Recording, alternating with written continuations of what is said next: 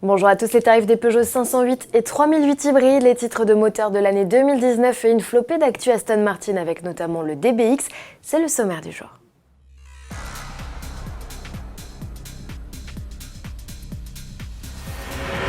Après 2 ans d'absence, la technologie hybride est de retour chez Peugeot sur les 508 et 3008. La nouveauté, c'est que désormais les batteries sont rechargeables. De base, les hybrides associent un 1,6 litre essence à un moteur électrique pour une puissance totale de 225 chevaux. En mode zéro émission à l'échappement, l'autonomie oscille entre 40 km pour le duo Berlin-Breck et 50 km pour le SUV qui profite de batteries plus grosses.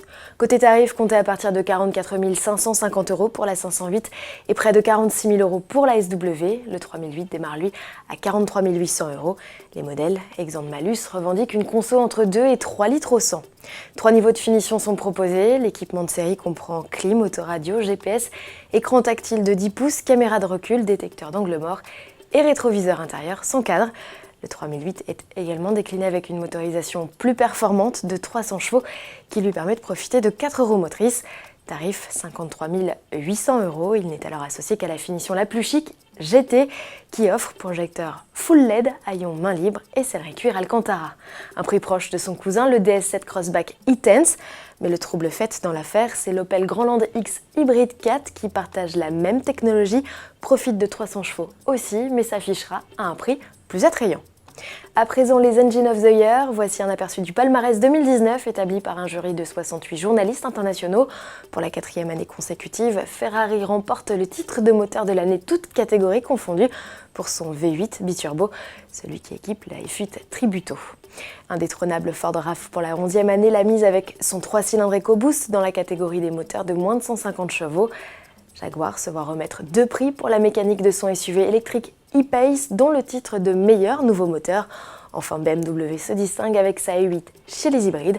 Porsche, Audi et Mercedes-AMG ont également été récompensés. On termine avec Aston Martin et cette première info concernant le DBX. La production du premier SUV de l'histoire de la firme est en route. Les premiers exemplaires de pré-production sont sortis des chaînes d'assemblage de la toute nouvelle usine de Saint-Athan, au Pays de Galles. On y assemblera bientôt aussi la Rapide électrique. Les SUV sont encore camouflés et pour cause, le constructeur britannique ne présentera officiellement son modèle qu'à l'automne. En attendant, Aston Martin peaufine la mise au point de son tout-terrain sur des terrains plus ou moins hostiles.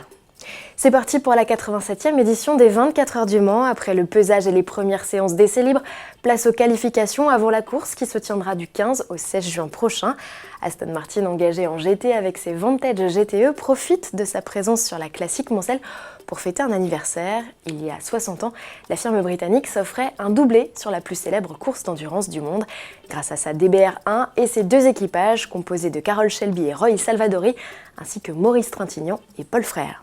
À l'époque, en 1959, donc seules 12 voitures sur les 53 au départ étaient finalement parvenues à franchir le drapeau à damier. Et puisqu'il est question du Mans, si vous êtes sur le circuit, ne manquez pas le stand du constructeur britannique dans le village. Il y exposera le premier exemplaire de la DB4 GT Zagato Continuation.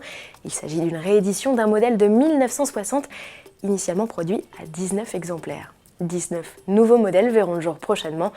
L'auto, construite dans les règles de l'art, a réclamé 4500 heures de travail. Et si vous vous demandez pourquoi Aston Martin a choisi de la présenter au Mans, c'est tout simplement qu'il s'agit d'une voiture de course.